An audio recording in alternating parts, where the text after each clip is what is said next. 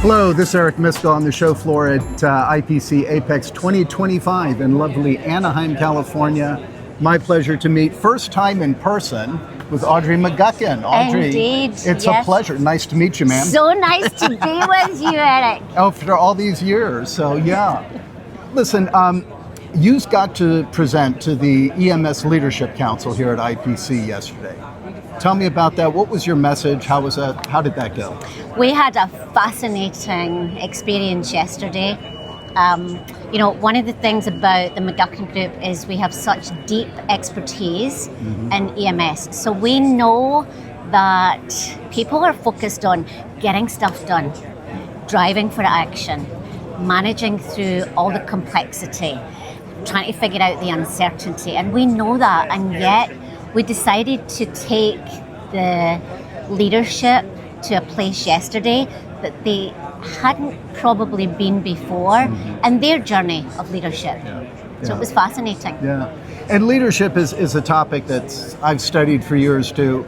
And it's interesting, we were chatting before about that. I just wanted your thoughts and then explain kind of how you work with companies. Because most industries start with what they used to call the great man theory of leadership, right? These big, larger than life characters who really drive an industry. And EMS, we had Olin King at SCI, we had Ko Nishimura at Selectron, Michael Marks probably at Flex. There's probably others that I could mention. But that's really evolved after that, right? We've got more of a trait-based kind of where leadership is developed, right? And that's where you come in with the McGuckin Group. Yes, right? Indeed. And we actually take it back a step before leadership. We always like to start with strategy. What are you trying to do? And how are you trying to get there? And then on the basis of that, what is it going to take from a leadership perspective? Because different scenarios call for different leadership. And what we find is the organizations that are most successful are the organizations that are context rich. What do I mean by that? What I mean by that is leaders who lead with empathy and walk in the shoes of others. And walking in the shoes of others is different for each organization because they all have different contexts.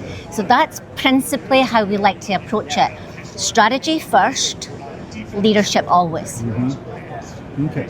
So EMS is different. You work in several different industries, not just EMS, although you have deep expertise there. How is EMS different, Matt? I mean, EMS is a strange industry, right? And time is different, right? The time factor plays into that as well. Yeah, and I think what I learned early on in my career in EMS is there's an engineering orientation to EMS. There's a data orientation to EMS. There's an orientation towards managing cost. There's an orientation towards going fast. And then over the top of all of that, there's this highly sensitive customer orientation, right? Which is, how do I deliver to the customer? And the speed, the quality, the cost, and the data focus is all important. When we do our work in leadership, we tend to lead with data. And we lead with science. So we use a lot of scientific tools. We use a tool called predictive index that measures behavioral traits that are naturally wired. Because if you're naturally wired one way, then your development plan is going to be different to somebody else who's wired a different way. Some people have a strong orientation to communication and connection. Some people have a strong orientation to perfectionism, right? And we have to know that, and leaders have to know that. So, that's a long way of saying we know the attributes of EMS and we come right alongside them. So does that then help with any resistance that might be experienced by the people you're working with? Because sometimes feedback is hard to take, right? And it changes. I've been this way my career. Now I need to pivot, right? So does with the data and that orientation really help with that? It does, especially in EMS, because we're a prove it industry. Show me, prove it, tell me why I need to believe in that. Right? And what we're really trying to do is we know that behaviors are preceded by beliefs. So we have to really figure out what are your beliefs about yourself. And one of the things we know is 95% of people think they're very self-aware through a case study that was done at Harvard, but in actual fact, only 15% are self-aware. 15, 1-5. So we're having to navigate that divide of self-awareness, because your perspective of who you are will directly impact what you take on. Yeah. And so how do we increase the self-awareness? Right? One of the ways we do that is by giving feedback. Yeah. And feedback can be qualitative, which is, what does your team say about you? And feedback can be quantitative and scientific, which is the tools we use. Yeah. So that's interesting. So how do I want to say this? Getting them to that point, right? How do you do that? So you did a group yesterday. This sounds more like a one-on-one type of an approach that you're doing. How do you do that with a group? Yes. Do you just say, work on this? No, and one of the things we did yesterday was fascinating, and we saw the group shift very, very quickly. So the first thing we have to do is create what we refer to as psychological safety. Mm-hmm. We have to create safety in the room, that people feel like they can enter into the conversation. One way we do that is we share our background, and we do that with 6 images. And we talk about things that people don't expect us to talk about. I talk about my history in Scotland. I talk about, the challenges that I personally had with burnout. Mm-hmm. I talk about things that shows vulnerability. Yeah. And when we did that yesterday in the session, there were no laptops up. Nobody was on their phones. They were very engaged. And when we finished doing our introductions, they all raised their hand and they wanted the microphone because they wanted to talk about some of their challenges. And so very quickly, we were able to do that. So that's almost like creating a group experience there for them all to leverage off of. Which group experiences bind, right? Yes, so. And we do that with leadership teams in EMS. They'll bring us in and they'll say, help us get aligned on our strategy, but that's only one part. Now help us really think about how the leadership team connects to that.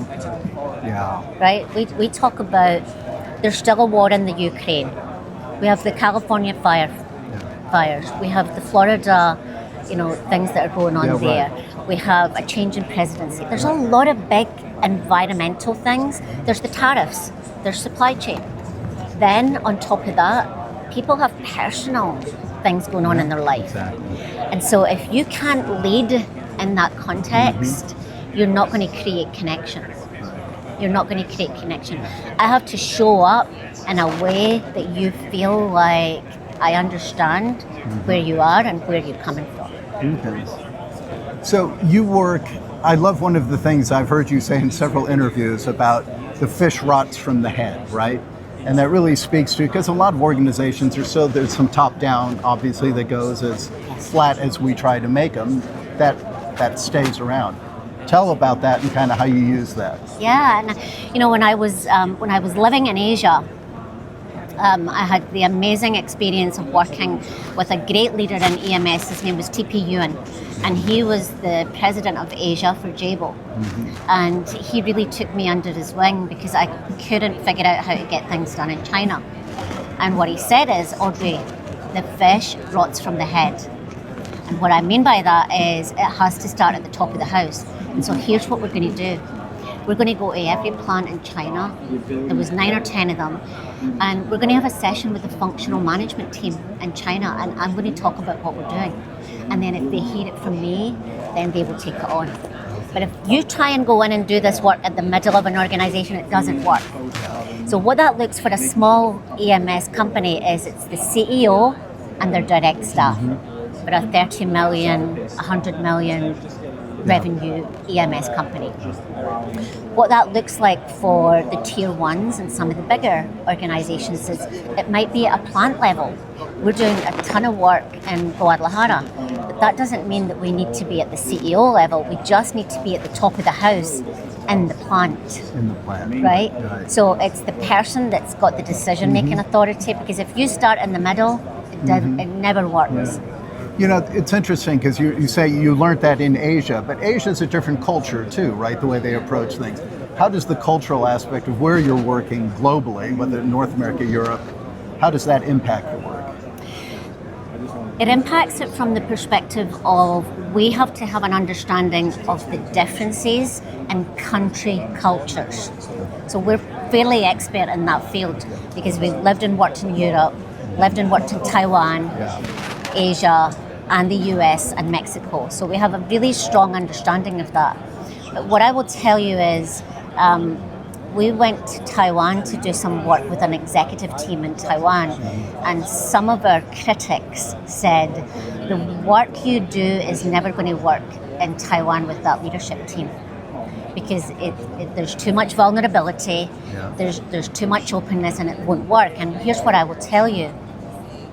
By the time we had finished the workshop with them, every single person was very different emotionally from when we first started.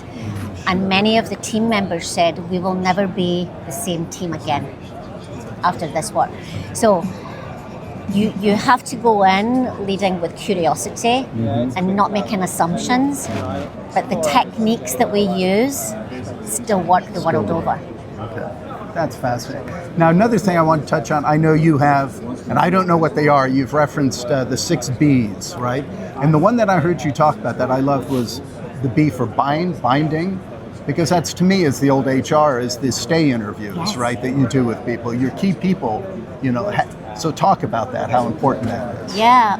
So when we're working with organizations to create their talent strategy, we try and make it as simple as possible, and we use the 6 B's. And one of the B's that you've talked about is bind.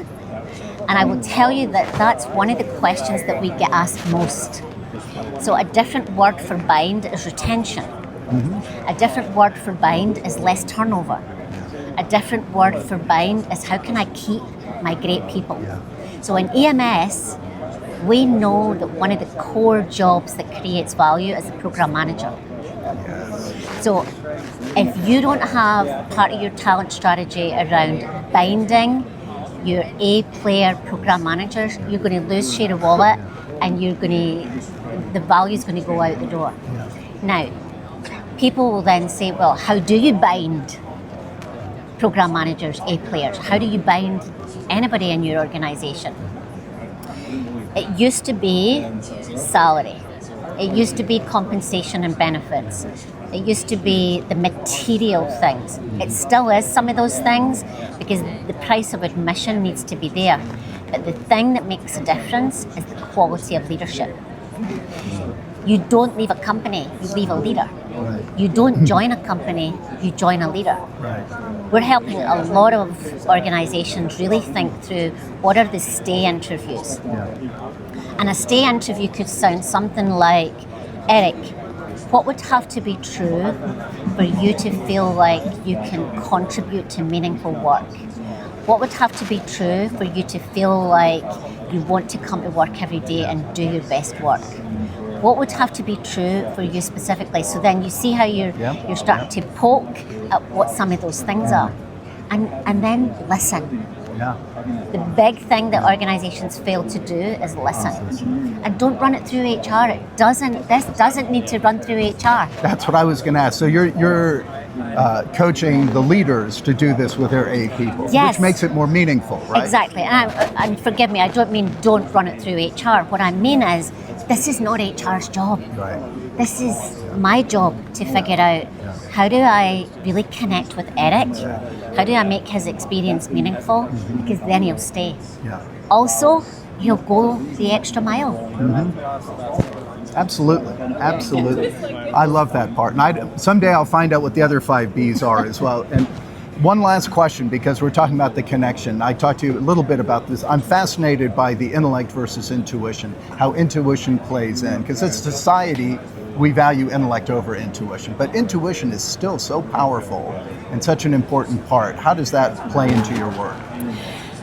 So when we think about intuition, what we say to leaders is you have to create space for pause. And you know, here's the practical way I would describe it. What are you feeling in your belly What are you feeling in your heart? And stop running so fast all the time and give yourself a minute to listen to that intuition. Because often when you look back, what you'll say is, there was a weak signal. I knew I shouldn't have done that, and I should have paused. So we don't want to go deep into this science of intellect, but that's practically how people can think about it. Intellectually, I can process a problem. But often at the McGuckin group, what we'll say is, what is your gut telling you? We have the data, but what is your gut telling you? What is your heart telling you? You know, that's funny because it reminds me, one of the things, I have 4 kids, what I always told them, and I stole it from, I think it was Ice-T, the rapper. He had a saying that was, if it feels wrong, don't. Yes. You know, life is that simple, right? If it just feels, just don't. Whatever that might be, that goes into any area, right? So. And I think in the world of EMS today, where there's so much uncertainty, there's not always a right and wrong answer. And so you need both. No, excellent. Audrey, I could talk to you all day, but they're not going to let me. So let's do this again. Thank you, Eric. It is such a pleasure to meet you in person and to have the opportunity to get your thoughts. I heard yesterday went well, so congratulations on that too. Thank you. This has been great. Excellent. All right. Thank you, ma'am.